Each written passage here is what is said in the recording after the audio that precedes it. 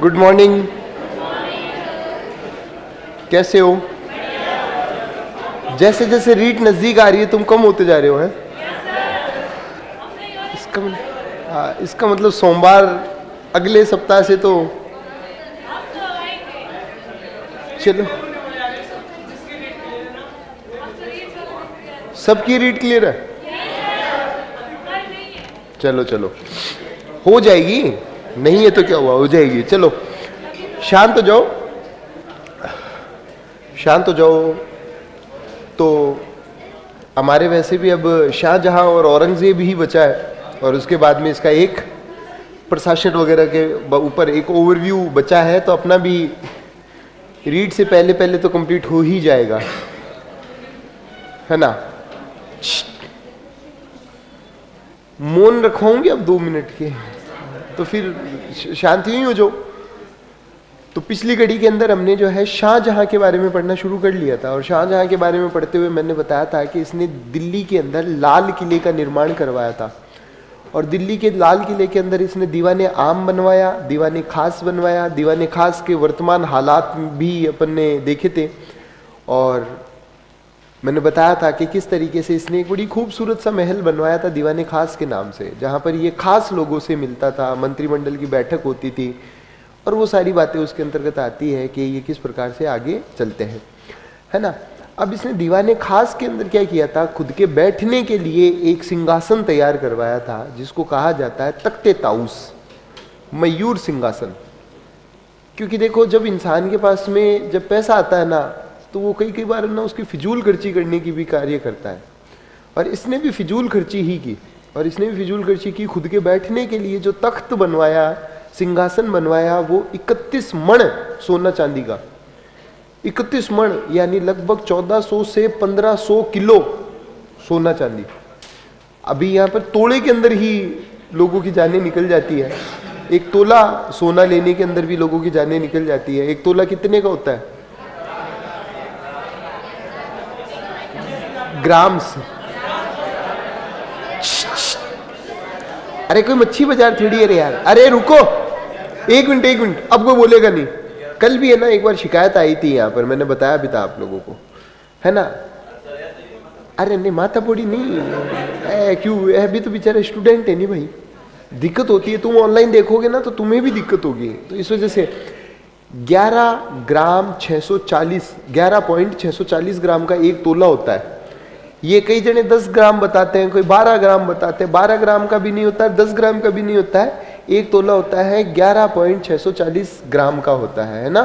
ठीक है, तो एक तोला भी अभी आप देख लो कि एक तोला लगभग जो है, एक तोला लगभग कितने का आ रहा है? 1 लाख रुपए का आ रहा है। ठीक है, तो अगर वो तख्ते ताउस आज होता तो उसकी कितनी हजारों करोड़ रुपए कीमत होती कि नहीं होती। 31 मण सोना चांदी का इसने बनवाया था। ठीक है, जो 13 गज तो था ऊंचा, मतलब पूरी लेंथ उसकी थी 13 गज ऊंचा, 5 गज ऊंचाई के ऊपर जाकर बादशाह बैठता था और 8 गज जो था वो चौड़ा था। उसके वास्तुकार का नाम देखने को मिलता बेबादल खान। क्या नाम था उसका? बेबादल खान। तो लिख लीजिएगा, इसने दीवाने खास में स्वयं बैठने के लिए, दीवाने खास में स्वयं बैठने के लिए मयूर सिंहासन का निर्माण करवाया। स्वयं बैठने हेतु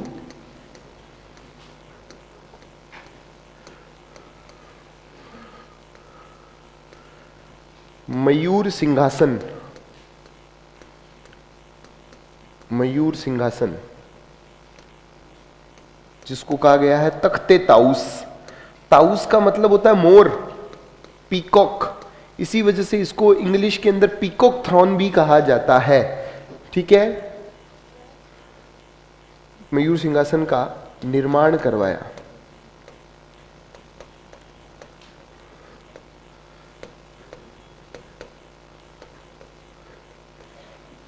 ये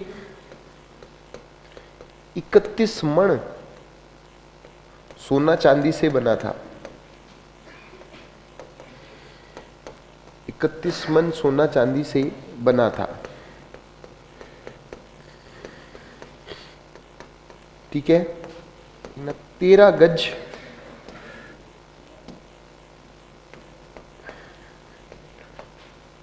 लंबा, 5 गज ऊंचा और 8 गज चौड़ा। ठीक है, आप यहां पर देख सकते हो ये बीच के अंदर जो रखा हुआ है ना, ये पूरा ये बीच के अंदर तख्ते ताउस रखा हुआ है, ये बीच के अंदर पूरा तख्ते ताउस रखा हुआ है। ठीक है, तो टोटल इसकी यहाँ पर ऊपर की तरफ आप देखो कि 4 मोर भी बने हुए हैं। क्या बने हुए हैं? सोने के मोर बने हुए हैं, इसीलिए तख्ते ताउस कहा गया है। और इसकी पूरी ऊंचाई जब अपन देखेंगे, लंबाई इसकी थी लंबाई 13 गज, चौड़ाई हो जाएगी 8 गज। और यहाँ पर ये बादशाह बैठता था। पीछे से बकायदा सीढ़ियां लगती थी, पीछे से सीढ़ियां लगती थी और सीढ़ियों पर चढ़कर बादशाह आकर यहाँ पर बैठता था और सुनवाई वगैरह करता था। ठीक है, तो 5 गज ऊंचाई के ऊपर ये थी। और आप ऊपर की तरफ यहाँ पर देख रहे हो कोहिनूर का हीरा लगा हुआ था। कौन सा हीरा लगा हुआ है? ये कोहिनूर का हीरा लगा हुआ है, जो इसको प्राप्त हुआ था गोलकुंडा के सेनापति मीर जुमला से। किससे प्राप्त हुआ था?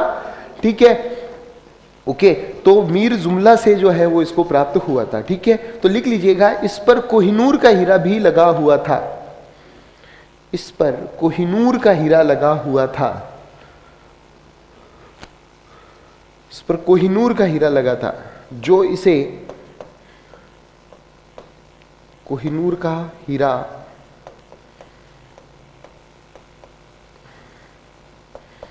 लगा था, जो इसे गोलकुंडा के वजीर, जो इसे गोलकुंडा के वजीर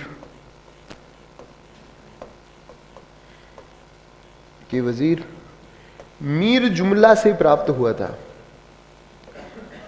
मीर जुमला से मिला। गोलकुंडा के वजीर मीर जुमला से मिला था कोहिनूर का हीरा। अब सुनना मेरी बात, इस कोहिनूर के हीरे की पूरी एक क्रोनोलॉजी समझ लेना। कोहिनूर का हीरा जो है ना, वो गोलकुंडा की खान से निकले। गोलकुंडा वाला क्षेत्र वर्तमान में आंध्र प्रदेश वाला क्षेत्र ना, हैदराबाद के आसपास वाला क्षेत्र, आंध्र प्रदेश तेलंगाना वाला क्षेत्र, ठीक है, उसको कहा गया है गोलकुंडा। ठीक है, और गोलकुंडा के अंदर एक खान है, हीरे की खान से जो है 24 कैरेट का बिल्कुल विशुद्ध ही हीरा निकला। कैरेट जो होता है ना, वो हीरे की, सोने की शुद्धता का प्रमाण जो होता है वो कैरेट के अंदर दिया जाता है। ठीक है, और 24 कैरेट का एकदम विशुद्ध हीरा था ये कोहिनूर का हीरा। और सर्वप्रथम इसका उल्लेख मिलता है अलाउद्दीन खिलजी के जमाने में। अलाउद्दीन खिलजी के जमाने में इसका उल्लेख मिलता है। और अलाउद्दीन खिलजी के सेनापति मलिक काफूर ने जब वारंगल के ऊपर आक्रमण किया था, तो प्रताप रुद्र था, वहां का राजा था प्रताप रुद्र, और प्रताप रुद्र ने वो हीरा किसको दे दिया? मलिक कफूर को दे दिया। और मलिक कफूर ने वो हीरा लाकर किसको दे दिया? मलिक कफूर ने वो हीरा लाकर अलाउद्दीन खिलजी को दे दिया। अलाउद्दीन खिलजी ने उसको अपने ताज के अंदर लगवाया। ये बड़ा शौकीन था। ठीक है, अलाउद्दीन खिलजी मतलब सेल्फ ऑब्सेस्ड व्यक्ति था कि कोई भी नायाब चीज जो है वो ईश्वर ने अलाउद्दीन के लिए ही बनाई है। क्या जो भी नायाब चीजें हैं वो ईश्वर ने अलाउद्दीन के लिए ही बनाई है, और उसने अपने ताज में लगा लिया इसको। ठीक है, लेकिन ये हीरा शापित है भैया। ये जिसके पास में रहा है ना, उसके वंश ही उजाड़े हैं इस हीरे ने। अलाउद्दीन खिलजी का वंश खत्म हुआ। ठीक है, कुतुबुद्दीन मुबारक शाह खिलजी जैसा बेकार शासक बना, खिलजी वंश खत्म हुआ। इसको दिल्ली सल्तनत के शासकों ने डाल दिया तहखाने के अंदर, इस हीरे को तहखाने के अंदर रख दिया गया। अब वापस इसका उल्लेख मिलता बाबर के जमाने में। बाबर ने जब हिंदुस्तान को जीता था 27 अप्रैल 1526 को, तब हुमायूं ने ये हीरा तहखाने से निकलवाया और ये हीरा गिफ्ट किया अंगूठी के अंदर लगाकर। किसको? बाबर को। बाबर भी कैसे मर गया था आप लोगों को याद है। हुमायूं भी बेचारा इधर उधर भटकता ही रहा। ठीक है, और इस हीरे का अब उल्लेख नहीं मिलता। अब ये वापस किधर आ जाता है? साउथ की तरफ आ जाता है। जब शाहजहां हिंदुस्तान का बादशाह बना, तो गोलकुंडा का एक प्रधानमंत्री था जो हीरे का भी व्यापारी था, मीर जुमला। क्या नाम था उसका? मीर जुमला। मीर जुमला को फरजंद की उपाधि दी थी शाहजहां ने, और शाहजहां को यह हीरा प्राप्त होता है। और इस शाहजहां ने कहां पर लगा दिया? तख्ते ताउस में लगा दिया। शाहजहां के बाद में इसके बेटे आपस के अंदर लड़ीजे। बेटे इसके आपस के अंदर क्या हुए? लड़े, भारी ही लड़े वो। ठीक है, जब बेटे आपस के अंदर लड़े तो शाहजहां को भी नजरबंद कर दिया गया। औरंगजेब के ऊपर इसका कोई असर नहीं हुआ, क्योंकि औरंगजेब को तो वैसे भी जिंदा पीर कहा गया है। वो तो अध्यात्म से जुड़ा हुआ आदमी था। ठीक है, बाद में मुगलों की भी पूरी की पूरी अवनति होगी, दुर्गति हो गई। अब सुनना, इस तख्ते ताउस का क्या हुआ, ये कहां पर है? 31 मण सोना चांदी। आप लोगों के भी दिमाग में जा रहा होगा कि भैया इस तख्ते ताउस का क्या हुआ। 1739 के अंदर मोहम्मद शाह रंगीला के जमाने में भारत पर एक ईरानी आक्रमणकारी आक्रमण करता है जिसका नाम था नादिर शाह। और जब नादिर शाह ने भारत के ऊपर आक्रमण किया ना, तो वो ये तख्ते ताउस ही उठाकर ले गया, ये पूरा का पूरा तख्ते ताउस ही उठाकर लेकर चला गया। कोहिनूर का हीरा भी इस तख्ते ताउस के साथ में चला गया, ठीक है। और वो व्यक्ति ऐसा था, वो सोने चांदी पर बैठना पसंद नहीं करता था, उसका उपयोग लेना पसंद करता था, उसका उपयोग लेना पसंद करता था। इसने पूरा का पूरा तुड़वाया और सोने चांदी का उपयोग ले लिया। इतना खतरनाक आक्रमण था वो नादिर शाह का भारत के ऊपर कि नादिर शाह ने भारत पर आक्रमण करने के बाद अपने ईरान क्षेत्र से 3 साल तक टैक्स नहीं वसूला था। अब आप खुद सोचो कि कितना धन लूट कर गया होगा वो यहां से, कि अपनी जनता से 3 साल तक टैक्स माफ कर दिया उसने, ठीक है। और ये कोहिनूर का हीरा और ये पूरा का पूरा तख्ते ताउस किधर चला गया? ईरान चला गया, अफगानियों के पास चला गया। अब वापस उल्लेख आता है, पंजाब के एक राजा हुए थे, राजा रणजीत सिंह। राजा रणजीत सिंह जी के जमाने में अफगानिस्तान वाले क्षेत्र का राजा था शाह सूजा। और शाह सूजा जब भागकर आया तो ये हीरा किसके पास आ गया? राजा रणजीत सिंह जी के पास आ गया। 1839 के अंदर राजा रणजीत सिंह जी की भी मृत्यु हो जाती है, ठीक है। और उनके बाद में नौनिहाल सिंह बने, खड़क सिंह राजा बने, उनकी भी मृत्यु हो गई। और एक अल्पवयस्क राजा बने थे दलीप सिंह। कौन बने थे? दलीप सिंह।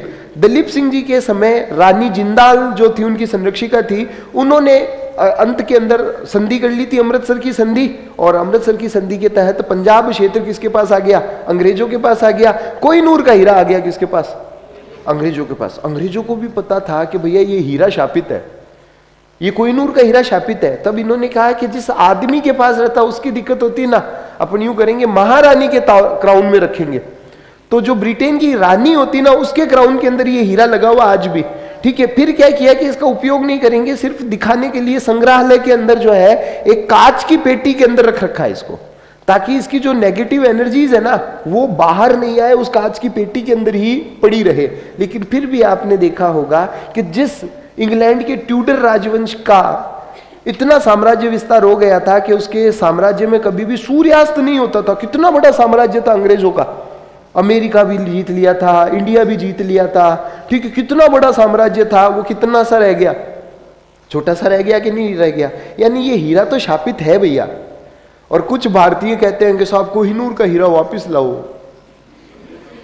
नहीं चाहिए, मुझे तो नहीं चाहिए। मेरा तो पर्सनल मानना यह है कि मुझे ये हीरा नहीं चाहिए। मैं दिल पर पत्थर रखकर पाकिस्तान को देने की मांग करता हूं। ये हीरा पाकिस्तान को देने की मांग करता हूं। क्यों? उसके 2 फायदे हैं। वो खुद तो रखेगा नहीं, क्योंकि वो तो आपको पता है भाईजान या तो चाइना को बेचेगा या फिर बेचेगा अमेरिका को, ठीक है। तो वो तो खुद तो बर्बाद है ही है, अमेरिका या चाइना में से एक और बर्बाद हो जाएगा, ठीक है। तो वो वाली बात है बेटा, ठीक है। तो ये पूरी की पूरी मैंने इसकी स्टोरी बता दी। इसको कौन उठाकर लेकर चला गया था? नादिर शाह उठा के ले गया। क्लियर है ना जी? कौन सी? Yes, you are a good question, ठीक है। इसका पूरा डिस्क्रिप्शन था। और उस काल के अंदर चित्रकला तो होती थी ना बेटा।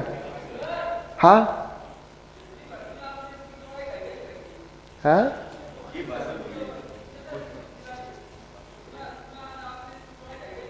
2.5 गज? नहीं, 8 गज है, हो सकता है गलती हो गई, 8 गज है इसकी, ठीक है। नहीं, हो सकता है, मेरे को याद नहीं है, बाकी ये सही लिखा हुआ है बेटा। ओके, तो ये है। चित्रकला भी होती थी। जहांगीर के भी तो ओरिजिनल फोटोज मिल जाएंगे ना आपको, मरियम उज़ ज़मानी के भी मिल जाएंगे। तो ये चित्रकार इन्हीं को तो रखाते थे, वहां पर चित्र करते थे। उसकी ही वर्तमान में वो जो पेंटिंग्स वगैरह है ना, मैं आपको क्या बताऊं, जहांगीर और नूरजहां के आपत्तिजनक फोटोज भी पड़े अभी भी इंग्लैंड के अंदर। हाँ, हंसने की बात नहीं है यार, हर चीज को गलत वे के अंदर ना ले में आप, ठीक है। मोहम्मद शाह रंगीला ना, इसके भी कई सारे जो है निर्वस्त्र फोटोज वगैरह, ये इतने मतलब घटिया आदमी थे यार कि अपने निर्वस्त्र फोटोज, न्यूड फोटोज वगैरह भी इन्होंने बनवाए थे। तो फोटोज तो मिल जाएंगे, कोई दिक्कत वाली बात नहीं है। इंग्लैंड के म्यूजियम के अंदर आज भी रखे हुए हैं, ठीक है। कल तेरे को ओसिया जाने के लिए किराया नहीं मिल रहा था, अब तो इंग्लैंड जाने की बातें कर रहा है, ठीक है। ओके, तो ये सारी की सारी बात हो गई। ओके, नेक्स्ट लिख लो फटाफट जल्दी से। कोहिनूर का हीरा लिख लिया ना आपने, कोहिनूर का हीरा इसको प्राप्त हुआ था। ये सिंहासन 1739 में नादिर शाह सॉरी, ये सिंहासन 1739 में नादिर शाह उठा ले गया, नादिर शाह उठा ले गया, नादिर शाह उठा ले गया।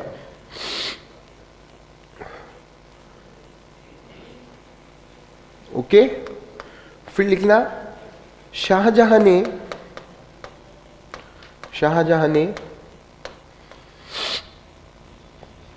अपनी प्रिय पत्नी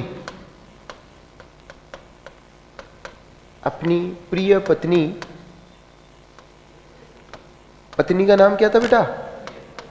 अर्जुमंद बानो बेगम। अपनी प्रिय पत्नी अर्जुमंद बानो बेगम की याद में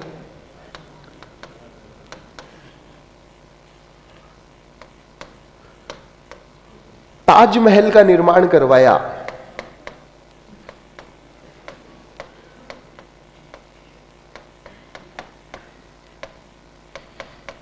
किसका निर्माण करवाया था इसने?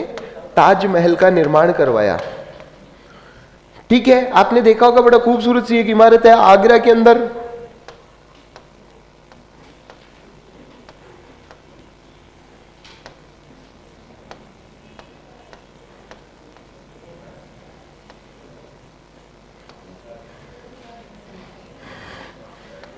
ये मोमबत्तियां नहीं है, ताजमहल की सांकेतिक संरचना है। ठीक है, ताजमहल की सांकेतिक संरचना संगमरमर से बनी हुई इमारत है। किसकी है? संगमरमर से बनी हुई इमारत है ये। ठीक है, ताजमहल, और इसने अपनी प्रिय पत्नी की कब्र पर बनाया। ठीक है, अब देखो इसको अक्सर है ना, मैंने पहले भी आप लोगों को बताया था, इसको प्यार का प्रतीक कहा गया, बताया था ना मैंने। ठीक है, और जब हुमायूं का मकबरा बताया था तो मैंने कहा था एक वफादार पत्नी का अपने वती के प्रति प्रेम को समर्पण, ये जो है एक पति का अपने पत्नी के प्रति प्रेम को समर्पण है। ठीक है भैया, प्रेम कुछ था ही नहीं इधर। देखो इमारतें बनानी थी और प्रेम भी था, अपन एग्जैक्टली नहीं कह सकते ऐसा, लेकिन फिर भी जब देखे तो मुमताज की मौत हुई थी 14वें बच्चे को जन्म देते वक्त। 14वें बच्चे को जन्म देते वक्त अत्यधिक रक्तस्राव के कारण जो है मुमताज की मौत हुई थी। ठीक है, और मुमताज की मौत हुई थी दक्षिण भारत के अंदर। एक बार के लिए इसको तापी नदी के किनारे दफना दिया गया था। बुरहानपुर जो है वहां पर इसको तापी नदी के किनारे दफना दिया गया था। बॉडी वापस लाई गई, आगरा के अंदर यमुना नदी के किनारे दफनाया गया और उसी के ऊपर जो है ये ताजमहल बनवाया गया। ठीक है, उसकी उपाधि थी मुमताज महल। अर्जुमंद बानो बेगम को क्या कहा जाता था? मुमताज महल कहा जाता था। इसी वजह से इसको क्या कहा गया है? ताजमहल। बाकी इसका वास्तविक नाम अगर आप लोगों को पूछा जाए, ठीक है, तो क्या है? वास्तविक नाम है इसका रोजा ए मुनव्वरा। रोजा ए मुनव्वरा। ठीक है, शाहजहां ने जो इसका नाम रखा था ना, वो रोजा ए मुनव्वरा रखा था। ठीक है ना? हाँ जी, एक सेकेंड, सिर्फ कारीगरों द्वारा बनवाया गया होगा क्या? अच्छा, बुलंद दरवाजा किसने निर्माण करवाया? कौन सा वाला? फतेहपुर सीकरी वाला तो जो करवाया वो अकबर ने करवाया। नागौर के अंदर है, राजस्थान का जो बुलंद दरवाजा फेमस है ना, वो नागौर वाला है। सूफी साहब की मजार के बाहर, वो इल्तुतमिश ने बनवाया था। ठीक है बेटा, किस कारीगर द्वारा बनवाया गया होगा सर? क्या चीज? ताजमहल? या इसका नहीं लिखा था क्या आपने? इसका नहीं लिखा? चलो इसके कारीगर का नाम लिख लेना, बेबादल खान। वास्तुकार कौन था इसका वास्तुकार बेबादल खान। बेबादल खान किसका? मयूर सिंहासन का वास्तुकार था बेबादल खान। लिख लिए ना? हाँ, अब देखिएगा ये रोजा ए मुनव्वरा, वास्तविक नाम बेबादल खान। ठीक है, रोजा ए मुनव्वरा वास्तविक नाम है। देखो कई सारी चीजें जो होती है वो कभी कभी जब हमारे सामने आती है तब हम उसको डिलीवर करते हैं। अभी कुछ ही दिनों पहले मैं एक किताब पढ़ रहा था, उसके अंदर लिखा गया था कि शाहजहां ने ताजमहल को रोजा ए मुनव्वरा कहा, तो इसका वास्तविक नाम क्या हो जाएगा? रोजा ए मुनव्वरा इसका वास्तविक नाम हो जाएगा। ठीक है, फिर लिखना पूर्णतः संगमरमर की बनी इमारत है, पूर्णतः संगमरमर से बनी इमारत है, पूर्णतः संगमरमर से बनी इमारत है। ठीक है जी, शाहजहां ने खुद ने, देखो रोजा होता है ना, रोजा कहा जाता मजार को, और मुनव्वरा मतलब, मुनव्वरा का मतलब है एकदम खूबसूरत जगह। तो रोजा ए मुनव्वरा मतलब अपनी प्रिय पत्नी के लिए इसने रोजा ए मुनव्वरा कहा था इसको। ठीक है, तो पूर्णतः संगमरमर से बनी इमारत है, वो तो लिखवाने की जरूरत नहीं ना, नागौर से संगमरमर ले गए वगैरह, ये राजस्थान के अंदर आप पढ़ते हैं। ठीक है, इसको बनाने का आइडिया जो आया था ना वो यहां पर आया, किसको बनाने का आइडिया जो आया वो आया था, ये उदयपुर में रहा था कुछ दिनों के लिए। कहां पर रहा था? ये उदयपुर में रहा था। तो उदयपुर के अंदर पूर्णतः संगमरमर से बने हुए जग मंदिर और जग विलास मंदिर, ठीक है, ये जब रोजाना उनको देखता था ना तो इसके दिमाग में था कि मैं भी कभी ना कभी जो है संगमरमर की इमारत बनवाऊंगा, और ये इसको यहां से आइडिया आ जाता है। ठीक है, फिर लिख लेना 1983 में, 1983 में इसे यूनेस्को की विश्व विरासत सूची में जोड़ा गया। सब्र नहीं है बिल्कुल भी, एक नंबर नोवांडो। तो इसे यूनेस्को की विश्व विरासत सूची में जोड़ा गया,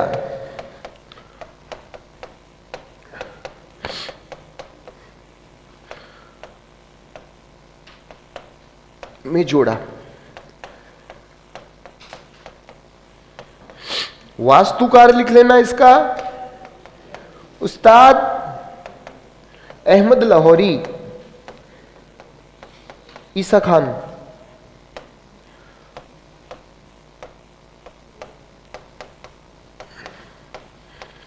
वास्तुकार पूछे उस्ताद अहमद लाहौरी।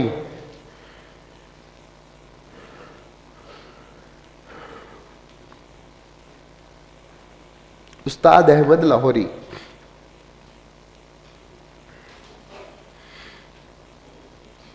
ठीक है।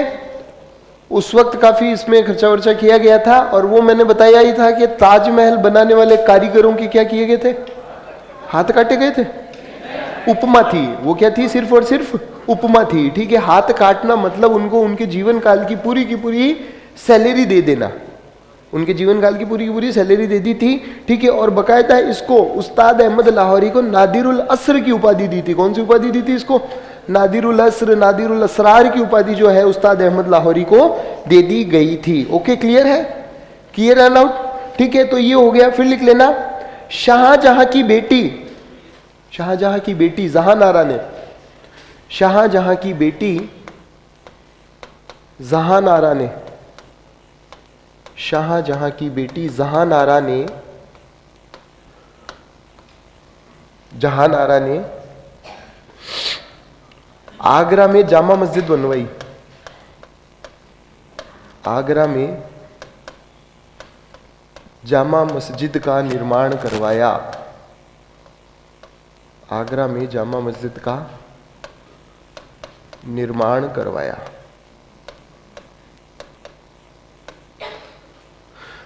ओके, जामा मस्जिद का निर्माण करवाया।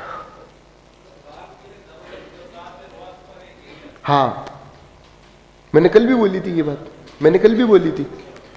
ठीक है, जामा मस्जिद का निर्माण आगरा के अंदर करवाने वाली कौन थी? जहान आरा। फिर लिखना शाहजहां ने अपना उत्तराधिकारी, शाहजहां ने अपना उत्तराधिकारी बड़े बेटे दारा शिकोह को चुना था। बड़े बेटे दारा शिकोह को चुना, वह शाह बुलंद इकबाल की उपाधि दी। शाह बुलंद इकबाल की उपाधि दी।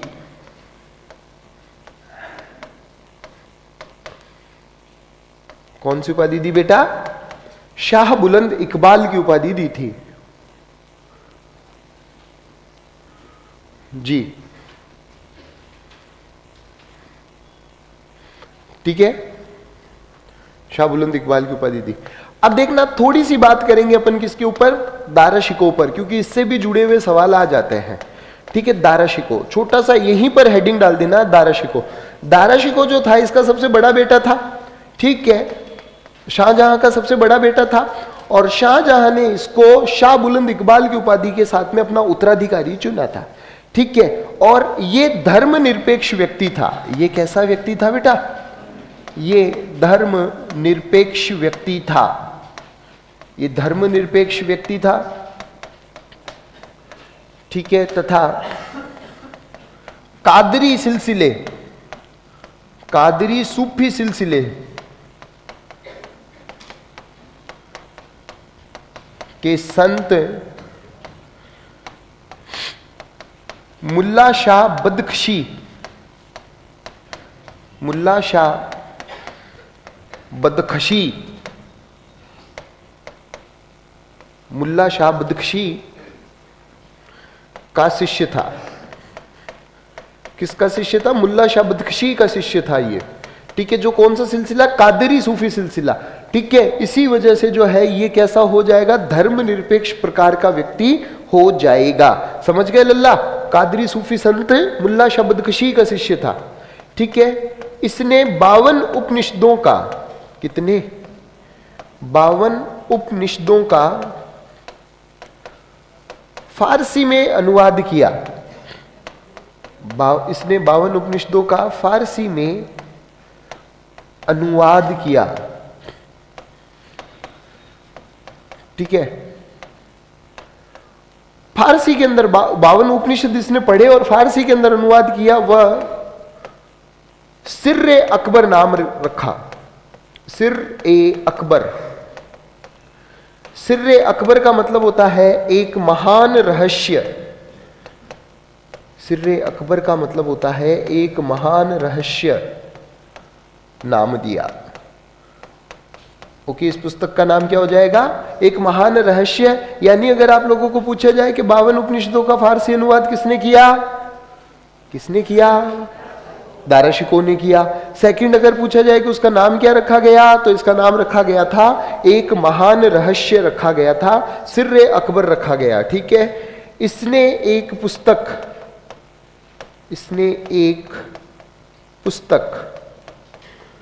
इसने एक पुस्तक मज़्म उल बहरैन भी लिखी। मज़्म उल बहरैन भी लिखी।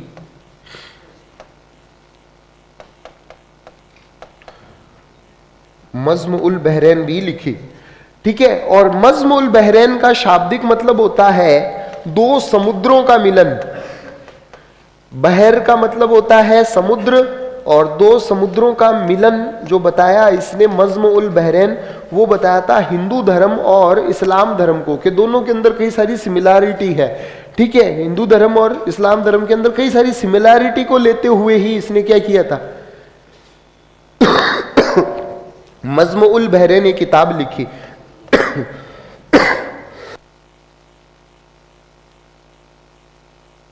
इतिहासकार लैनपुल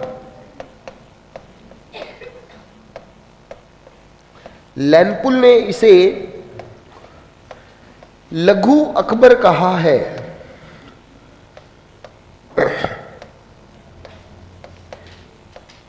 इतिहासकार लैनपुल ने इसे क्या कहा बेटा? लघु अकबर कहा। अकबर भी क्या था? धर्मनिरपेक्ष था ना। उसकी धर्मनिरपेक्षता जैसा ही ये था, इसी वजह से इसको क्या कहा है? लघु अकबर कहा गया है। इसको क्या कहा गया? लघु अकबर कहा गया। किसने कहा? लैनपुल ने कहा। लैनपुल ने इसको लघु अकबर कह दिया। क्लियर है ना बेटा? ये सारी बात आती है किससे जुड़ी हुई? दारा शिकोह से जुड़ी हुई, ठीक है बेटा। तो इसके काल के अंदर जो बड़ी बड़ी घटनाएं हुई थी ना, वो मैंने आप लोगों को लिखा है। एक विदेशी यात्रियों से जुड़े हुए सवाल आते हैं, ठीक है। एक तो आया था इसके जमाने में फ्रांसवा बर्नियर। कौन आया था? बर्नियर। और एक आया था टेवर्नियर, ठीक है। ये यूरोपियन यात्री थे, क्योंकि अलग अलग कोई इटली बताता, कोई क्या बताता है, ठीक है। तो सारी की सारी जो है ये बात आती है ना बेटा। सर शाहजहां के टाइम आमेर से कौन से सेनापति थे? ये थे ना मिर्जा राजे जयसिंह। मिर्जा राजे जयसिंह जो है शाहजहां के समय में भी रहे और औरंगजेब के समय में भी रहे थे, ठीक है। तो मिर्जा राजे जयसिंह हो जाएंगे उस जमाने में, ठीक है बेटा। तो ये बात आती है ना, वो लिख लेना बर्नियर और टेवर्नियर के बारे में। तो लिख लीजिएगा, शाहजहां के समय 2 विदेशी यात्री यूरोप से, ये दारा शिकोह हो गया, लिख लो यार।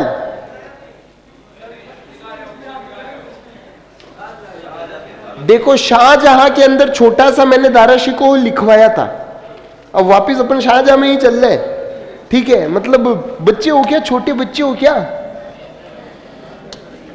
लिखना, शाहजहां के काल में शाहजहां के काल में 2 यूरोपियन विदेशी यात्री, 2 यूरोपियन विदेशी यात्री बर्नियर, ये एक चिकित्सक था,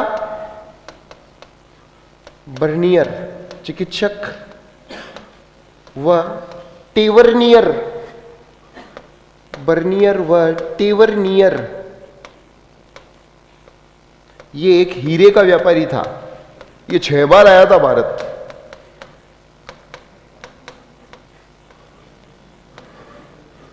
भारत आए थे,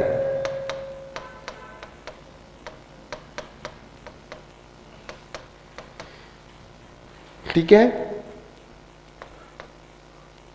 अब देखना, गौर करना, अब इसका अंतिम समय देखते हैं। शाहजहां को पता था कि मेरी औलादे जो है ना, मेरे बेटे, ये आपस के अंदर लड़ेंगे।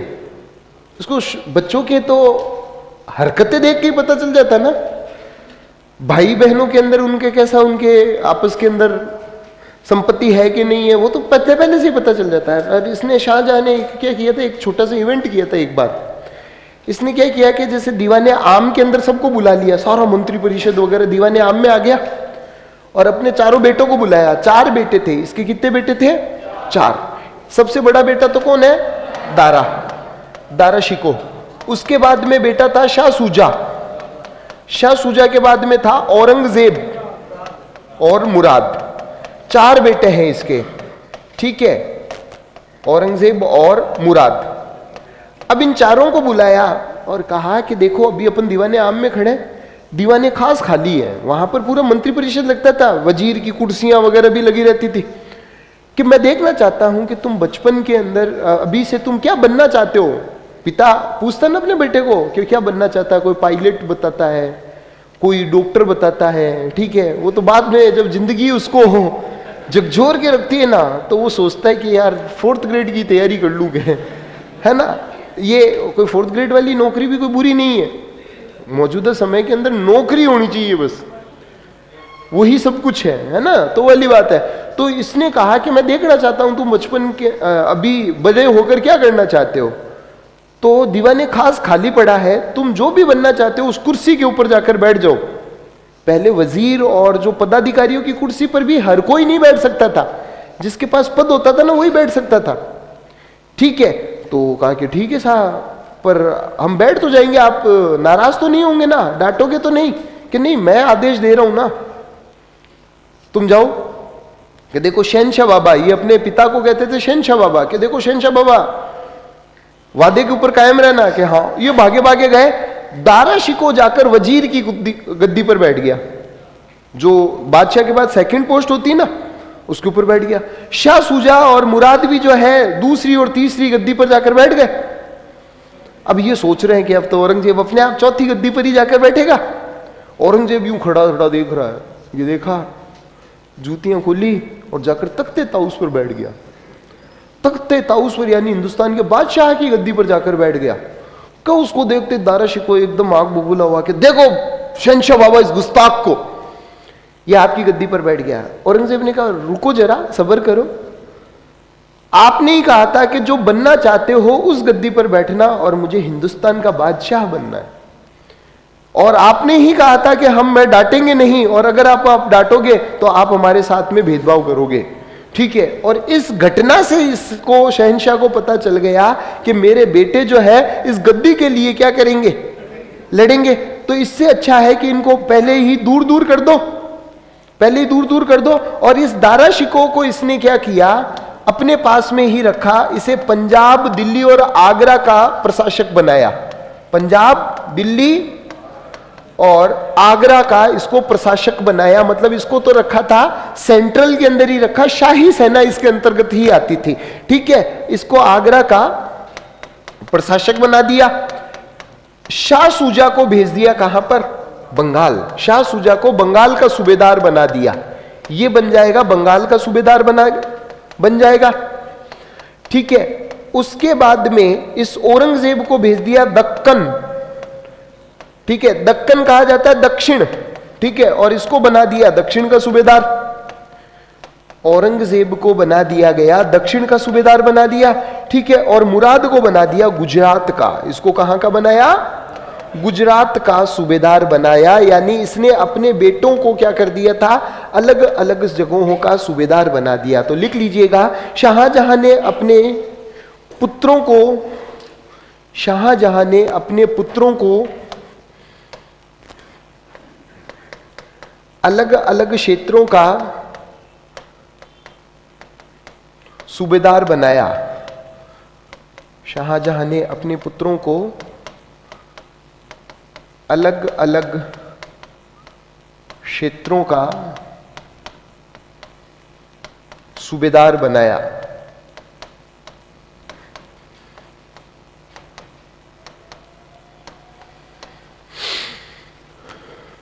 ओके बेटा, लिख लो।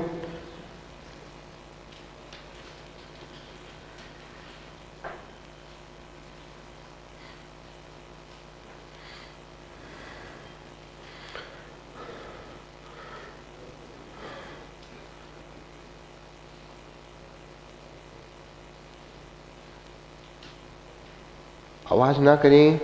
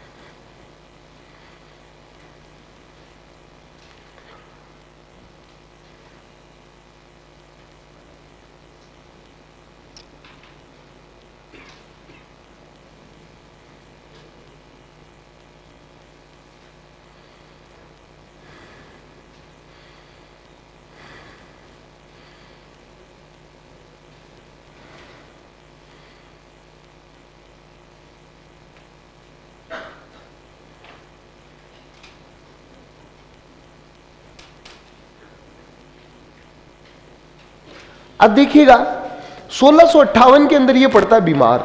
1658 के अंदर ये पड़ता है बीमार, बुरी तरीके से बीमार पड़ा कि मतलब अब जाऊं हो गया। कई बार होता है ना, को आदमी बीमार पड़ जाता है तो इंसान देखता है कि अब ये जाने वाला ही है, ठीक है, अब जाऊं। हाँ नहीं, अन्न पानी, ये मतलब ये बताया जाता है कि मुमताज की याद में ही बैठा रहता था, कि ये इंतजार करता था कि कब मरूंगा तो जाकर जो है मुमताज से मिल पाऊंगा ना, ठीक है। अरे ये कई सारी बातें आती है, पता नहीं इसमें कितनी सच्चाई है कि नहीं है। एक ताजमहल नाम की मूवी भी बनी थी इसके ऊपर, जिसके अंदर इसको मतलब एकदम पागल जैसा ही बताया गया इसको, ठीक है, इसको एकदम पागल जैसा ही बताया गया। बस इंतजार कर रहा है कि देख मैं बूढ़ा हो गया ना, मैं मरने वाला हूं, मैं मुमताज से मिलूंगा के जाके। अरे भाई ठीक है, ये हो गया बीमार। दारा शिकोह को पता था कि मेरे भाइयों को जैसे ही पता चलेगा ना कि पापा बीमार है, वो गद्दी प्राप्त करने की कोशिश में लग जाएंगे। मतलब चारों के दिमाग के अंदर एक ही बात थी, पिता से मतलब नहीं था, किससे मतलब था? राज्य सिंहासन से। ठीक है बेटा, अब जो है ये हंगामे हुए। इसने क्या किया, पूरा का पूरा पंजाब, दिल्ली और आगरा वाला क्षेत्र पैक कर दिया कि ताकि विद्रोह ना हो सके, किसी भी प्रकार से कोई अटैक ना कर सके। ठीक है, इस चीज का पता जब औरंगजेब और मुराद और शाह सुजा को पता चलता है ना, तो यहां पर फील्डिंग सेट कौन करता है? औरंगजेब। और औरंगजेब गया किसके पास? सबसे पहले मुराद के पास। और मुराद को जाकर कहा कि देख मुराद, अपना भाई कितना बदमाश है, क्या देशद्रोही कर रहा है, राजद्रोह कर रहा है। सत्ता का नियम तो ये कहता है कि कम से कम हमको पता तो होना चाहिए कि पिता बीमार है कि नहीं पिता बीमार। चलो पिता को छोड़ो, हमारा बादशाह बीमार है कि नहीं बीमार है, वो तो हमको पता चलना चाहिए। यानी इसने हमको खबर तक नहीं करने दी, यानी ये सत्ता छीनना चाहता है। कि तो क्या करें भाईजान? कि कुछ नहीं करें, अपन बनाते हैं एक संयुक्त सेना। क्या बनाते हैं? एक संयुक्त सेना बनाते हैं, और संयुक्त सेना बनाकर अपन जो है दिल्ली और आगरा के ऊपर कब्जा करेंगे। कि ठीक है, कि लेकिन सुनो, क्या मेरे पास में एक खबर है कि अपन से पहले शाह सूजा आक्रमण करने वाला है। उसको भी तो गद्दी चाहिए ना बेचारे को। कि शाह सूजा आक्रमण करने वाला है, उस युद्ध का क्या परिणाम रहता है, उसके आधार पर हम हमारी स्ट्रेटेजी बनाएंगे। उसके आधार पर स्ट्रेटेजी बनाएंगे। ठीक है, देखो कई बार अभी जब ये क्रिकेट के वर्ल्ड कप वगैरह चलते हैं ना, क्रिकेट के वर्ल्ड कप वगैरह चलते हैं, तो एक टीम ऐसी ही रहती है, वो हमेशा ये सोचती है कि फलानी टीम फलानी से जीत जाए और फलानी उससे हार जाए, और ये हो जाए और वो हो जाए। वो है पाकिस्तान। ठीक है, और अब के तो उसको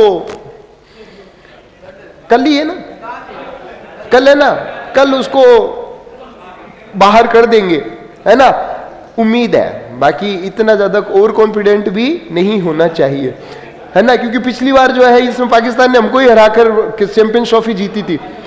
ठीक है, चलो कोई बात नहीं, वो तो पाकिस्तान वाली सोचती रहती है। पाकिस्तानियों को बड़ी याद आ रही है तुम्हें, एक और टीम है जिसके अंदर एक प्लेयर ना होना तो 2% की टीम है। सिर्फ उस एक प्लेयर के चक्कर में उसको सपोर्ट करना पड़ता है, और उस टीम का नाम है आरसीबी। ठीक है, विराट कोहली ना होना उसमें, ठीक है, तो आरसीबी का कोई सपोर्ट ना करे। आरसीबी भी हमेशा कैलकुलेटर लेकर बैठी रहती है, नेट रन रेट के हैं, ये जीत जाए वो जीत जाए। यहां पर आरसीबी कौन है? औरंगजेब और मुराद। लेकिन यहां पर एक चमत्कार होगा कि आरसीबी वर्ल्ड कप जीत जाएगी। यहां की इस युद्ध के अंदर आरसीबी वर्ल्ड कप जीत जाएगी, क्योंकि दक्षिण की टीम है ये भी। ठीक है, हाँ आईपीएल जीत जाएगी। मेरा क्रिकेट का नॉलेज थोड़ा सा कम है, सॉरी। ठीक है, अब इन्होंने कहा कि पहले देखते हैं कि उस मैच का क्या होगा। और सबसे पहले जो है उत्तराधिकार संघर्ष का युद्ध लड़ा जाता है, बहादुरपुर का युद्ध। कौन सा युद्ध? बहादुरपुर का युद्ध लड़ा जाता है। और इसके अंदर आएगी शाही सेना। दारा शिकोह शाही सेना भेजेगा, क्योंकि अभी शाही सेना किसके पास में है? दारा शिकोह और शाहजहां के पास में। और शाही सेना का नेतृत्व किया था मिर्जा राजे जयसिंह ने। किसने किया था? मिर्जा राजे जयसिंह ने। और उधर से कौन आया था? शाह सूजा आया था। अपन ये पूरे का पूरा उत्तराधिकार युद्ध पढ़ेंगे, उससे पहले 2 लाइन लिखो, आप लिख लीजिएगा। 1658 में शाहजहां बीमार पड़ा। 1658 में शाहजहां बीमार पड़ा, और इसके पुत्रों में शाहजहां बीमार पड़ा, और इसके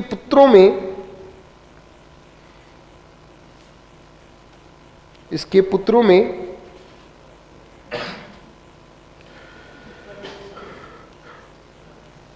उत्तराधिकार का संघर्ष, इसके पुत्रों में उत्तराधिकार का संघर्ष छिड़ गया।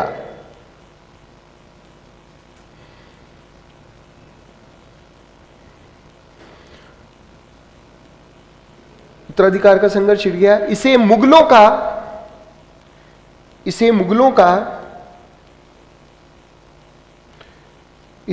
का पहला उत्तराधिकार संघर्ष कहा जाता है।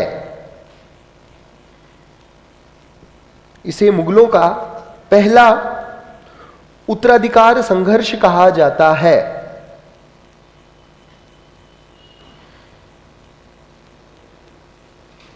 इसे मुगलों का पहला उत्तराधिकार संघर्ष कहा जाता है। ठीक है बेटा, अब देखना, इस ये पूरा का पूरा युद्ध छिड़ गया है। ये है मुगलों का पहला उत्तराधिकार संघर्ष। इसके अंदर 5 युद्ध लड़े गए। टोटल कितने युद्ध लड़े गए? 5। मैं फिर बता दूं, यहां पर जो तारीखें लिखूंगा ना मैं, वो टेंटेटिव रहेगी। ठीक है, टेंटेटिव रहेगी, एग्जैक्ट नहीं होगी। फिर तुम कहोगे कि सर उधर वो और उधर वो और उधर वो, क्योंकि इतिहास के अंदर ये तारीखों को लेकर तो झोलझाल हमेशा से क्या है, चलता है। ठीक है, और उसके आधार पर ही पूरी की पूरी बातें बताई जाती है। तो सबसे पहले तो युद्ध लड़ा गया कौन सा? बहादुरपुर का युद्ध। कौन सा युद्ध था? बहादुरपुर का युद्ध। बहादुरपुर वर्तमान यूपी में है, वाराणसी के पास में। बहादुरपुर वर्तमान में कहां पर स्थित है? यूपी। ठीक है, और बहादुरपुर का युद्ध लड़ा गया 24 फरवरी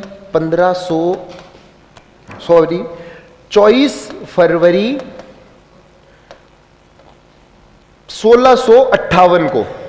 कब लड़ा गया था? 24 फरवरी 1658 को जो है बहादुरपुर का युद्ध लड़ा गया था, जिसके अंदर शाही सेना व शाह सूजा के मध्य लड़ा गया। शाही सेना व शाह सूजा के मध्य। ठीक है, नोट्स फॉर्म के अंदर ही लिख लेना इसी तरीके से। ठीक है, शाही सेना का नेतृत्व किया था मिर्जा राजे जयसिंह। शाही सेना का नेतृत्व मिर्जा जयसिंह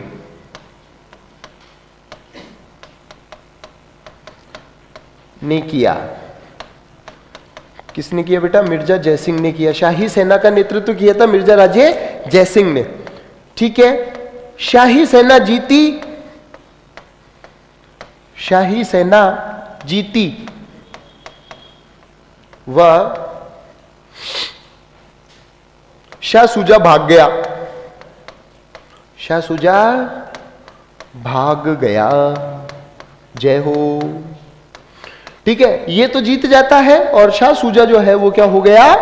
भाग गया। इस शाह सूजा को देखकर कभी कभी लगता है, ठीक है, ये राजवीर सर ने लिखवा रखे हैं युद्ध सारे?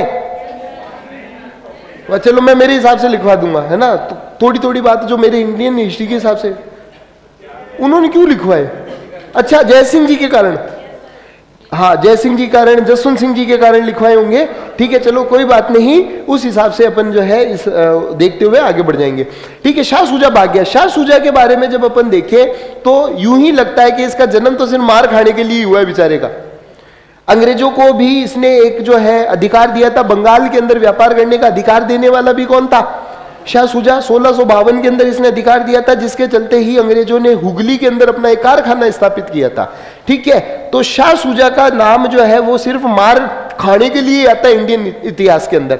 शाह सूजा भागा। अब पूरा का पूरा यहां पर मौका मिलेगा किसको? औरंगजेब को। और जो है एक युद्ध लड़ा जाता है, धर्मत का युद्ध। धर्मत का युद्ध वर्तमान में उज्जैन के पास में है। उज्जैन है ना, उज्जैन महाकाल की नगरी, मध्य प्रदेश के पास। ठीक है, के पास लड़ा गया था। ये तारीख आती है 15 अप्रैल 1658। ठीक है, इसमें शाही सेना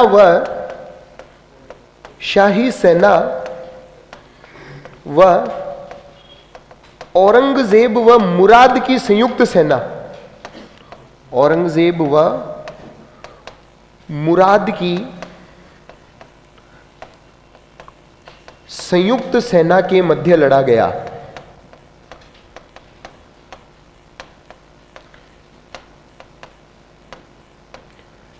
ठीक है ना, संयुक्त सेना के मध्य लड़ा गया। और यहां पर शाही सेना का नेतृत्व कर रहे थे जोधपुर के जसवंत सिंह जी। शाही सेना का नेतृत्व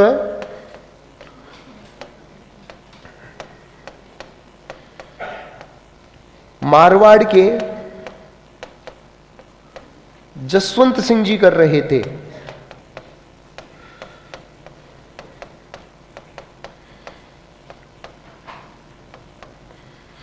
अब देखिएगा, एक बात आती है इसके अंदर कि धर्मत के युद्ध के अंदर जसवंत सिंह जी भागकर आ गए, ठीक है। और जब ये भागकर आए यहां पर, तो जोधपुर के अंदर मेहरानगढ़ के दरवाजे 3 दिन तक इनकी रानी ने खोले नहीं थे।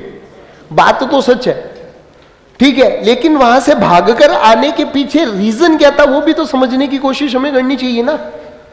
एक्चुअली जब ये सेना लेकर गए ना, तो एक सेनापति और था मोहम्मद कासिम, और मोहम्मद कासिम ने जो है लगभग आधी शाही सेना को बरगला कर औरंगजेब से मिलवा दिया। यानी खुद की सेना ही जब जो है साथ नहीं, मैं आप सबको लेकर जाऊं कहीं पर युद्ध लड़ने के लिए, है युद्ध लड़ने के लिए लेकर जाऊं, वहां पर मैं पूरे जोश के साथ में जो है वहां पर कर रहा हूं कि मेरे पीछे इतने लाखों बच्चे खड़े हैं, वो है, पीछे देखो तो है ही नहीं, ठीक है, पीछे देखो तो है ही नहीं, तो क्या होगा, पुलिस तो मेरे को पकड़ के लेकर जाएगी, ठीक है। तो भैया जब सेना ही नहीं बची तो वहां पर, ठीक है, जब सेना ही नहीं बची तो वहां पर क्या वीर गति को प्राप्त करना समझदारी थी क्या? अगर वीर गति को प्राप्त हो जाते जसवंत सिंह जी को, तो किसको फर्क पड़ता? ना औरंगजेब को फर्क पड़ता, ना दारा शिकोह को फर्क पड़ता, ठीक है, फर्क पड़ता मारवाड़ को। किसको फर्क पड़ता?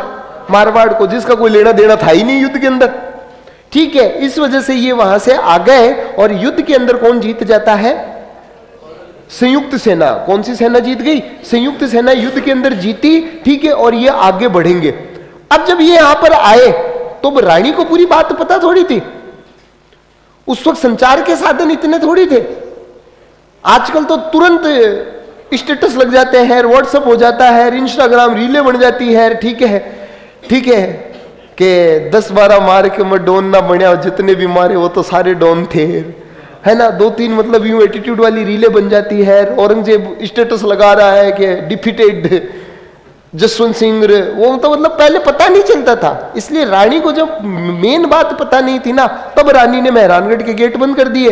तब जब उनको समझाया गया तो वो भी तो समझी तो सही ना, वो भी तो समझी है। तो ये पूरी की पूरी बात आती है, यहां पर शाही सेना ने जसवंत सिंह जी से धोखा किया, जिसके चलते जो है औरंगजेब की संयुक्त सेना जीत जाती है। यानी परिणाम क्या रहा? संयुक्त सेना विजयी रही। इसके अंदर कौन विजयी रही? संयुक्त सेना विजयी रही। वह औरंगजेब का प्रभाव बढ़ा, औरंगजेब का प्रभाव बढ़ा। चारों तरफ एक ही नाम हो गया, औरंगजेब, ठीक है। चारों तरफ एक ही एक नाम हो रहा था कि सबसे औरंगजेब, इसके पास में औरंगजेब बहादुर, बहादुर की उपाधि भी थी, ठीक है। और जो है चारों तरफ एक ही एक नाम हो रहा था, औरंगजेब। औरंगजेब को भी पता चल गया कि आगे बादशाह बनने के लिए जो प्लॉट क्रिएट हुआ है ना, वो मैं ही बनूंगा। हालांकि इसने वादा तो किया था किसके साथ? मुराद के साथ, कि तेरे को हिंदुस्तान का बादशाह बनाएंगे और मैं तेरा वजीर बन जाऊंगा, ठीक है। लेकिन बेचारे इस मुराद के साथ में भी धोखा होने ही वाला है। और अगला, अब जब ये यहां पर जीत गए तो आगे बढ़ेंगे। अब डायरेक्ट ये अटैक करेंगे कहां पर? आगरा की तरफ। कहां पर करेंगे अटैक? आगरा की तरफ अटैक करेंगे। और अगले ही महीने 29 मई को, कब? 29 मई, अगले ही महीने 29 मई को एक युद्ध लड़ा जाता है, सामूगढ़ का युद्ध, जो कि निर्णायक युद्ध था, ठीक है। तो धर्मत के युद्ध के बाद में कौन सा युद्ध लड़ा जाएगा? सामूगढ़ का युद्ध। ये आपने लिखा, साथ साथ लिख लिया ना आपने, ठीक है। अगला युद्ध जो था वो था सामूगढ़ का युद्ध। तो तीसरे युद्ध का नाम लिखना, सामूगढ़ का युद्ध, मोस्ट इंपोर्टेंट, सामूगढ़ का युद्ध। सामूगढ़ आगरा के पास में ही है। यह लड़ा गया 29 मई 1658, ठीक है। 29 मई 1658 को सामूगढ़ का युद्ध लड़ा गया। अब के शाही सेना व संयुक्त सेना के मध्य लड़ा गया। यह भी संयुक्त सेना, संयुक्त सेना के अंदर कौन कौन थे? एक तो औरंगजेब प्लस मुराद, औरंगजेब प्लस मुराद के मध्य लड़ा गया। इस बार जो है शाही सेना का नेतृत्व करने के लिए दारा शिकोह खुद आया। शाही सेना का नेतृत्व करने, शाही सेना का नेतृत्व करने जो है दारा शिको खुद आया, दारा शिको स्वयं आया। ठीक है, शाही सेना का नेतृत्व करने के लिए कौन आता है? दारा शिको स्वयं आया। और इस दारा शिको ने जो है वहां पर अपना सारा जौहर दिखाया, लेकिन भैया संयुक्त सेना जो थी वो मजबूत थी, क्योंकि चारों तरफ सैनिकों के दिमाग में भी हो गया था कि औरंगजेब बड़ा खतरनाक आदमी है। ठीक है, इसी वजह से सैनिकों की पूरी हताशा की भावना आई और अंत के अंदर कौन जीत गया? औरंगजेब जीत गया और दारा शिको भाग गया। दारा शिको वहां से बिल्कुल ही भाग गया, क्योंकि दारा शिको को पता था कि औरंगजेब मारने के मूड में है। औरंगजेब जो है वो किस मूड में है? मारने के मूड में। और औरंगजेब से बचने के लिए दारा शिको भाग गया। पंजाब ये चला जाता है अफगानिस्तान। कहां चला गया? अफगानिस्तान। और दारा शिको को भागने में मदद की थी किसने? ठीक है, भागने में मदद की थी किसने? पंजाब के अंदर जो सिख गुरु थे ना, गुरु हर राय, क्या नाम था? गुरु हर राय। सिखों के 7वें गुरु गुरु हर राय जी ने दारा शिको को भागने में मदद की थी। इसीलिए औरंगजेब ने बादशाह बनने के बाद में गुरु हर राय को दरबार के अंदर क्या किया था? बुलाया था। तो यहां पर यही पता चलता है कि युद्ध के अंदर कौन जीता? लिखना, युद्ध में संयुक्त सेना जीती। संयुक्त सेना जीती। दारा शिको अफगानिस्तान भाग गया। दारा शिको अफगानिस्तान भागा।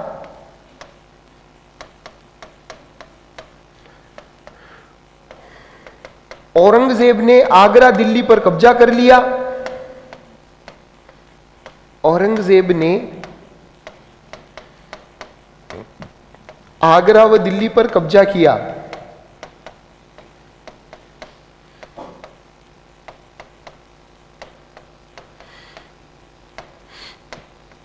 कब्जा किया वह शाहजहां, हिंदुस्तान का बादशाह तो कौन है? शाहजहां था ना। ये युद्ध चल रहा है तो वो जिंदा तो है ना बेचारा, और जब तक जिंदा है तो वो तो बादशाह तो रहेगा। लेकिन इसने शाहजहां को बादशाहत से हटाकर, शाहजहां को बादशाहत से हटाकर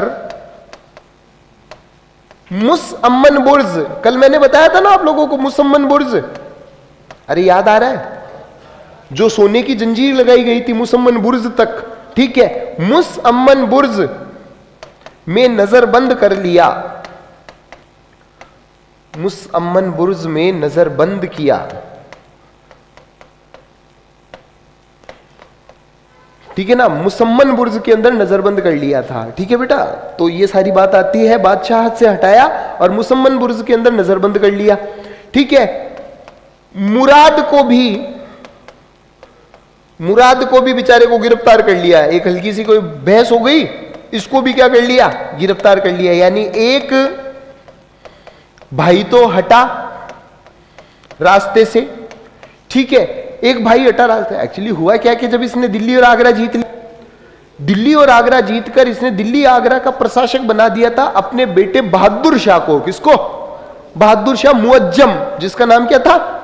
मुअज्जम। मुअज्जम और आजम, आप लोगों को आमेर वाले भी याद होंगे, ये वही मुअज्जम है। मुअज्जम को बना दिया आगरा का प्रशासक।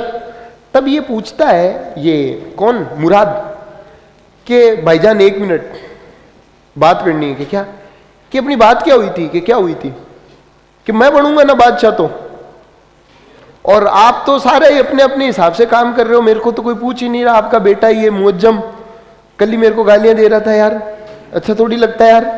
ठीक है, तब इस औरंगजेब और मुराद के बीच में क्या होती है? झड़प होती है।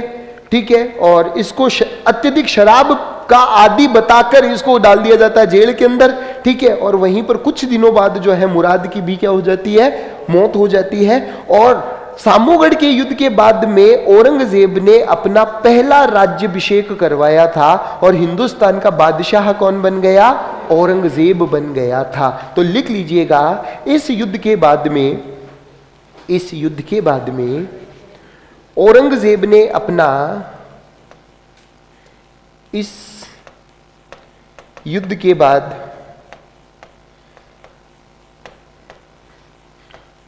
इस युद्ध के बाद औरंगजेब ने अपना पहला राज्याभिषेक करवाया। औरंगजेब ने क्या करवाया बेटा? अपना पहला राज्याभिषेक करवाया।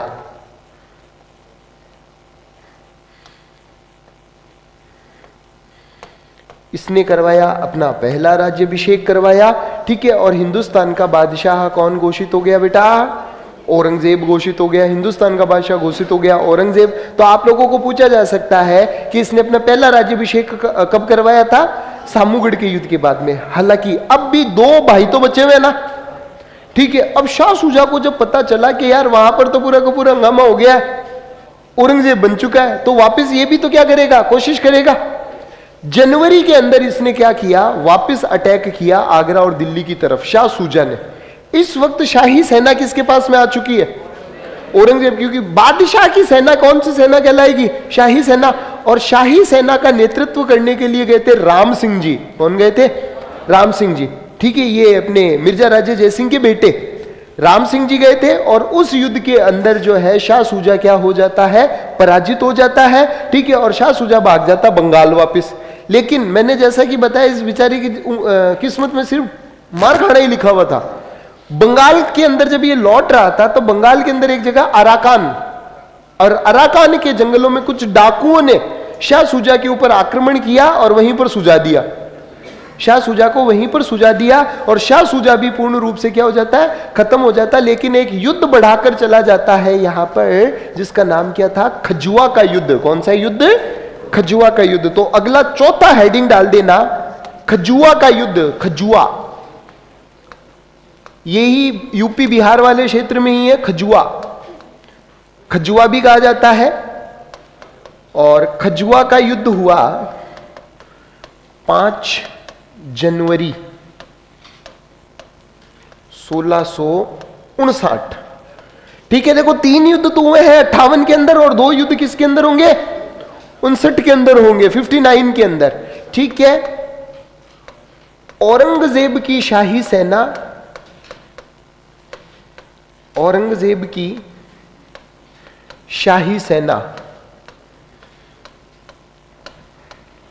औरंगजेब की शाही सेना व शाह शुजा के मध्य हुआ।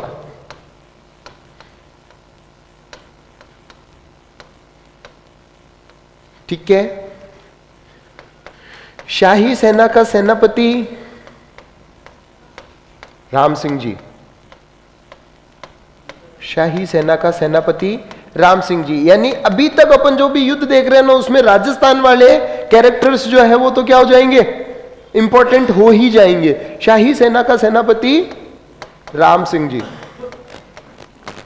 ठीक है। शाह शुजा हारा, शाह शुजा हारा, वो बंगाल लौटा। शाह शुजा हारा और बंगाल लौटा, ठीक है। ये हार जाता है और कहां पर लौट जाता है?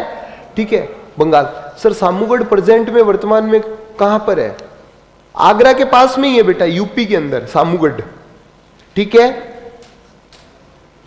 नेक्स्ट लिख लेना, ये हो गया, लिख लेना।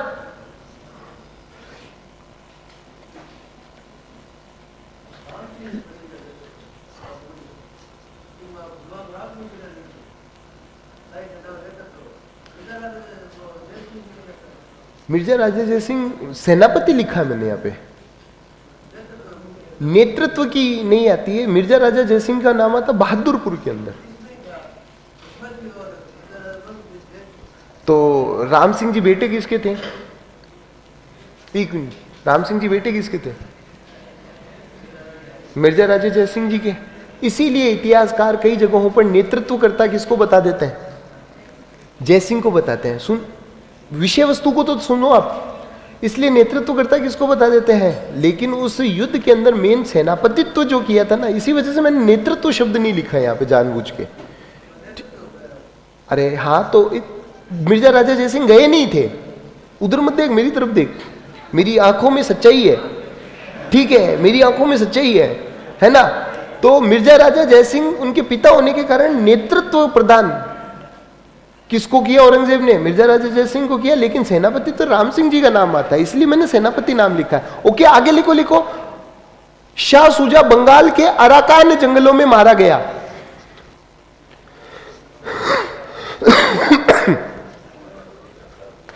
अराकान जंगलों में,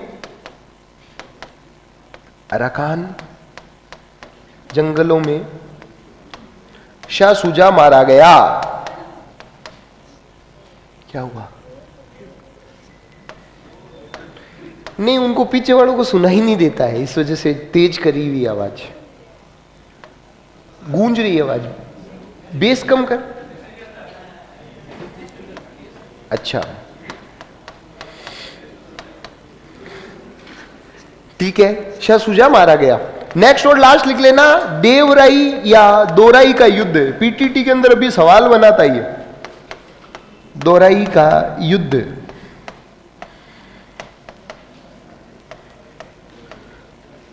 ये है देवराई और दोराई, है ना, अजमेर के पास में स्थित है, राजस्थान के अंदर, ठीक है। 12 से 14 अप्रैल 1659 दारा शिको व औरंगजेब के मध्य लड़ा गया निर्णायक युद्ध, लड़ा गया निर्णायक युद्ध।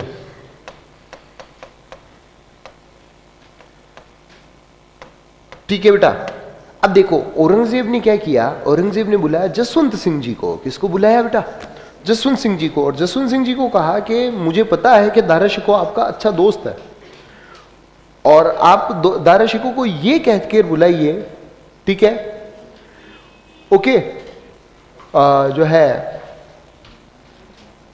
आप ये कहकर बुलाइए कि मैं उसके साथ में संधि करना चाहता हूं, ठीक है। तो जसवंत सिंह जी ने भी सोचा कि संधि हो जाए तो ठीक है। जसवंत सिंह जी के कहने पर दारा शिको हिंदुस्तान की तरफ आता है, लेकिन औरंगजेब के मन में तो कुछ और ही था।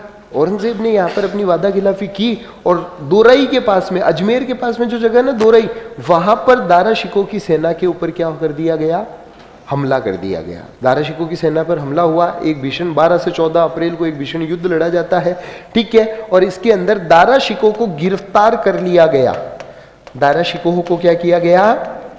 दारा शिको को गिरफ्तार किया गया और मृत्यु दंड दे दिया गया। दारा शिको को गिरफ्तार कर मृत्यु दंड दिया गया, मृत्यु दंड दिया,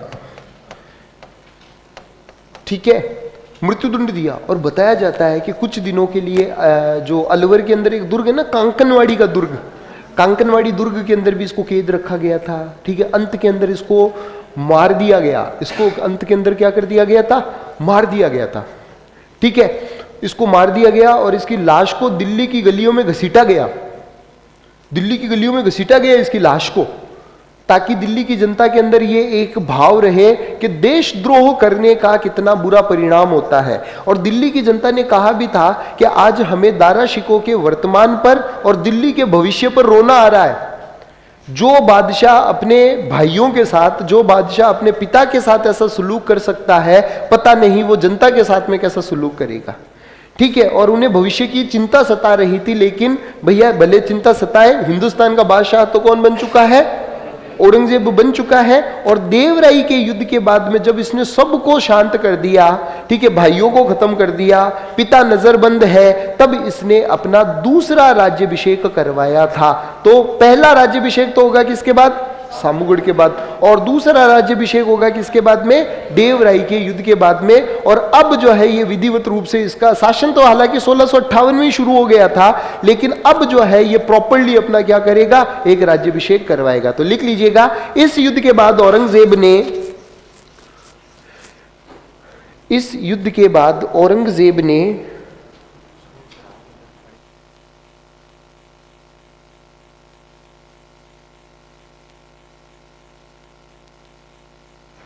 ठीक है। इस युद्ध के बाद में औरंगजेब ने अपना भव्य राज्याभिषेक दोबारा करवाया। इस युद्ध के बाद औरंगजेब ने अपना भव्य राज्याभिषेक दोबारा करवाया। ठीक है, यानी औरंगजेब के कितने राज्याभिषेक हुए थे? 2 राज्याभिषेक हुए थे। 2 राज्याभिषेक हुए थे। एक तो हो जाएगा सामूगढ़, दूसरा होगा किसके बाद में? देवराई के युद्ध के बाद में सारे भाई खत्म हुए और यहां पर एक अंतिम राजा, हमारे सिलेबस का अंतिम राजा।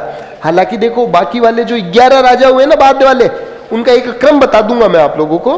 ठीक है, उनका पूरा एक क्रम बता दूंगा 11 राजाओं का। लेकिन मुगल साम्राज्य के अंदर सिर्फ कितने बादशाह पढ़े जाते हैं? 6। और बकायदा मुगल के अंदर ही नहीं, जब अपन भारत का इतिहास भी पढ़ते हैं ना, तो औरंगजेब की मृत्यु के साथ में ही मध्यकालीन इतिहास भी समाप्त होता है और औरंगजेब की मृत्यु के बाद में ही आधुनिक इतिहास की शुरुआत होती है। यानी अंतिम राजा जो हम पढ़ने वाले हैं वो कौन सा पढ़ेंगे? औरंगजेब आलमगीर। 16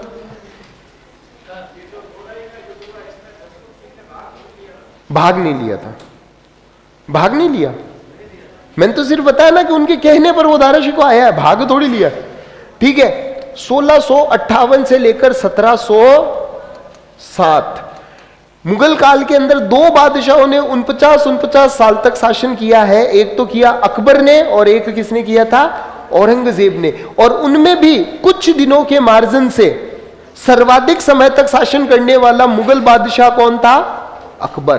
कौन था? अकबर। आपको सीधा सीधा सवाल पूछा जाएगा कि सर्वाधिक समय तक शासन करने वाला मुगल बादशाह, तो वो कौन हो जाएगा? अकबर। ठीक है, सबसे कम समय तक शासन करने वाला मुगल बादशाह, तो सबसे कम समय तक शासन करने वाला मुगल बादशाह जो होगा वो कौन हो जाएगा? रफी-उद-दर्जात। कौन होगा?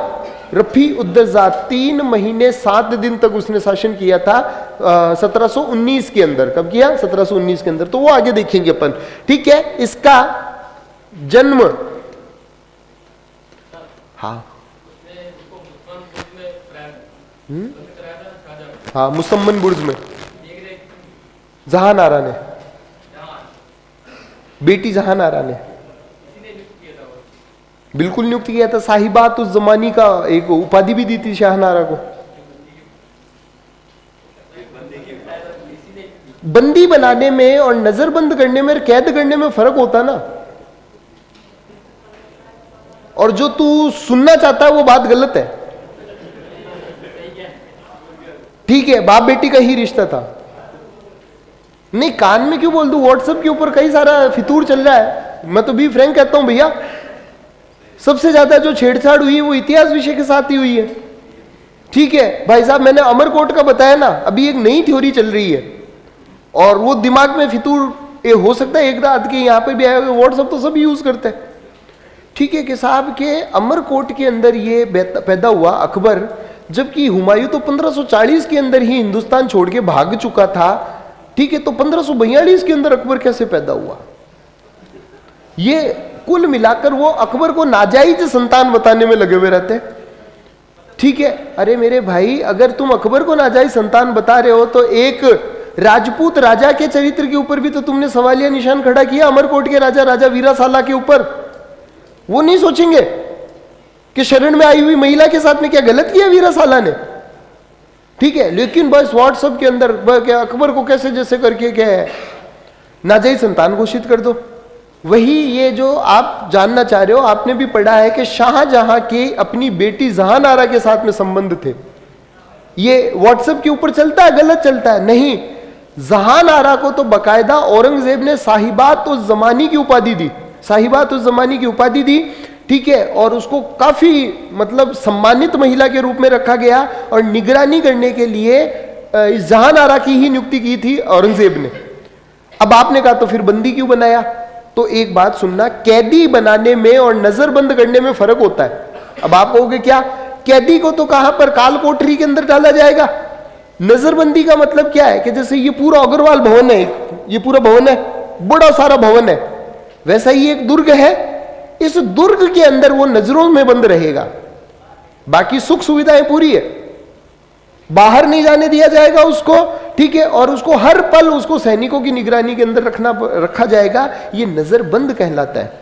जैसे एक छोटा सा एग्जांपल देता हूं, गांधी जी को जब पुणे की येरवड़ा जेल के अंदर डाला जाता था, पुणे की येरवड़ा जेल के अंदर तो उनको कैदी बनाया जाता था, पुणे की येरवड़ा जेल के अंदर, ठीक है, लेकिन जब आगा खान पैलेस के अंदर रखा गया तो नजरबंद रखा गया। तो नजरबंद करने में, कैद करने में थोड़ा सा फर्क होता है बेटा, है ना, ठीक है। जन्म लिखो इसका 1618,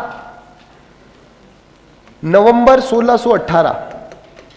मेरे को एग्जैक्ट डेट याद नहीं आ रही, मेरे को याद दिलवा देना, कल मैं बता दूंगा। दाहोद गुजरात में है।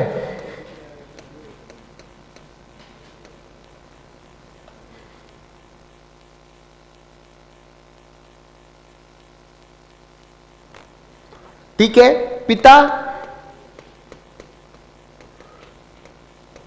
शाहजहां खुर्रम, माता अर्जुमंद बानो बेगम, माता अर्जुमंद बानो बेगम, माता कौन हो जाएगी? अर्जुमंद बानो बेगम, ठीक है। जन्म तारीख लिख लेना 3 नवंबर, ठीक। वास्तविक व पूरा नाम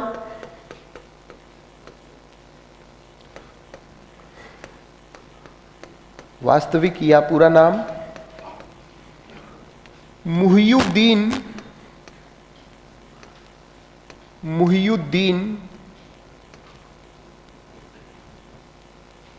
औरंगजेब आलमगीर,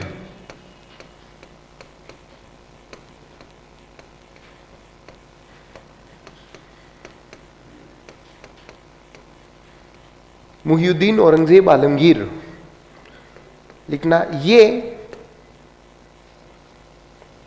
कट्टर इस्लामिक नीति का अनुसरण करने वाला शासक था। ये कट्टर इस्लामिक नीति का अनुसरण करने वाला शासक था।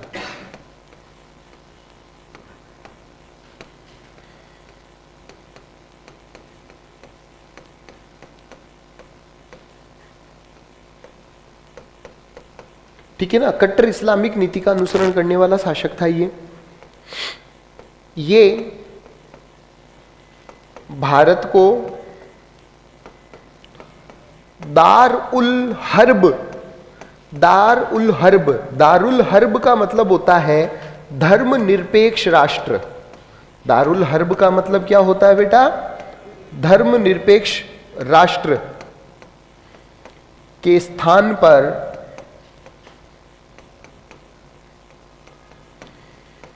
दारुल इस्लाम बनाना चाहता था। दारुल इस्लाम मतलब इस्लामिक राष्ट्र बनाना चाहता था।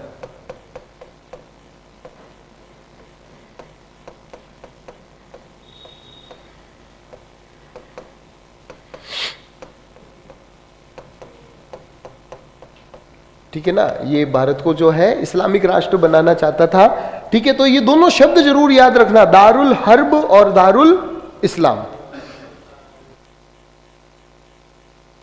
ठीक है, तो ये जो है भारत को क्या बनाना चाहता था? दारुल इस्लाम बनाना चाहता था। मतलब कट्टर इस्लामिक नीति को फॉलो कर रहा था जी। कुल मिलाकर हमको यही बात ध्यान रखना है कि ये कट्टर इस्लामिक नीति को फॉलो कर रहा था। ठीक है, और इसने ना मुगल प्रशासन का आधार भी क्या बता दिया?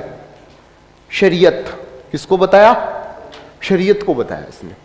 शरीयत का मतलब होता है इस्लामिक कानून, मतलब प्रशासन का आधार भी अब शरीयत बन गया। जैसे आपने देखा होगा कि मुसलमानों के आज भी कई सारे सामाजिक नियम जो चल रहे हैं वो शरीयत के आधार पर ही चलते हैं। आपने अभी देखा होगा देश के अंदर एक बहुत बड़ी बहस चल रही है, समान सिविल संहिता, यूनिवर्सल सिविल कोड। ठीक है, क्या है यूनिवर्सल सिविल कोड? के सिविल मामलों के अंदर हिंदू और मुस्लिम्स के जो रूल्स एंड रेगुलेशंस है ना, वो अलग अलग है। ठीक है, रूल्स एंड रेगुलेशन क्या है? अलग अलग है। फैमिली कोर्ट को लेकर, फैमिली लॉज जो है वो हिंदू लॉ अलग चलते हैं, मुस्लिम लॉ अलग चलते हैं। तो बात चल रही है कि साहब सभी नागरिकों की एक जैसी सिविल संहिता हो। ठीक है, जैसे फैमिली को लेकर जब अपन बात करें तो हिंदू लॉ के अनुसार जो है, एक पत्नी के जिंदा होने पर, एक कानूनी पत्नी के जिंदा होते रहते दूसरी शादी नहीं की जा सकती।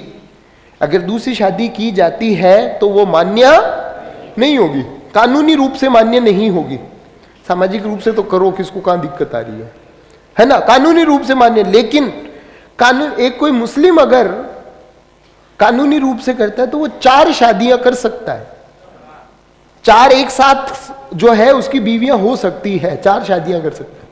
ठीक है, तो ये वाली बात है, ये भी तो अलग अलग हो गया ना मामला, यानी शरीयत इसकी इजाजत देता है। ठीक है, तो ये बहस चलती रहती है। कई जने जो है, कई मुस्लिम्स जो है वो सिविल संहिता का क्या कह रहे हैं, विरोध कर रहे हैं साहब, वो विरोध कर रहे हैं। मैं एक ही बात कहना चाहूंगा, अगर सिविल मामलों के अंदर अलगपन है, क्रिमिनल वाले मामलों के अंदर भी शरीयत आनी चाहिए। फिर तो आपको पता है क्रिमिनल मामलों के अंदर शरीयत का क्या आदेश है? अगर रेप साबित हो गया ना, चौराहे पर खड़ा करके फांसी दे दो।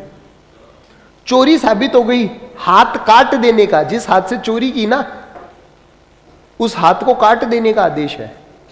ठीक है, मतलब बड़े आपराधिक मामलों के अंदर भी जब अपन देखें तो सजाओं के जो प्रावधान है ना वो बहुत बहुत ज्यादा संगीन है। ठीक है, तो क्रिमिनल वाले मामलों के अंदर तो जो है कानून अलग है और सिविल मामलों के अंदर जो है वो शरीयत है। तो ये तो थोड़ी चलेगा, क्रिमिनल मामलों के अंदर भी कौन सी होनी चाहिए, फिर शरीयत के कानून होने चाहिए। ठीक है, तो वो वाली बात है। तो इसने भी किसको आधार बनाया था? मुगल प्रशासन में इसने कानून का आधार जो बनाया वो किसको बनाया था? शरीयत को बनाया था। तो लिख लेना, प्रशासन में कानून का आधार शरीयत को बनाया। प्रशासन में कानून का आधार शरीयत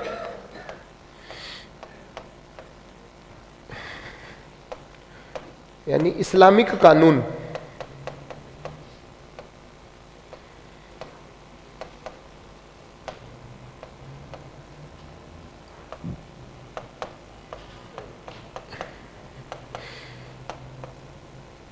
ओके ना, इस्लामिक कानून को बनाया।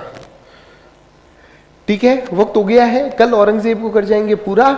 अगली घड़ी के अंदर वो प्रशासन वगैरह की पीडीएफ के माध्यम से मैंने जो बताया था वो कर जाएंगे। तो मतलब ऑलमोस्ट हम इसको खत्म करने की कगार पर आ चुके हैं। ठीक है, क्या बोलूं, स्टडी ऑफ एडमिनिस्ट्रेशन पेपर में कहां से आया था? मतलब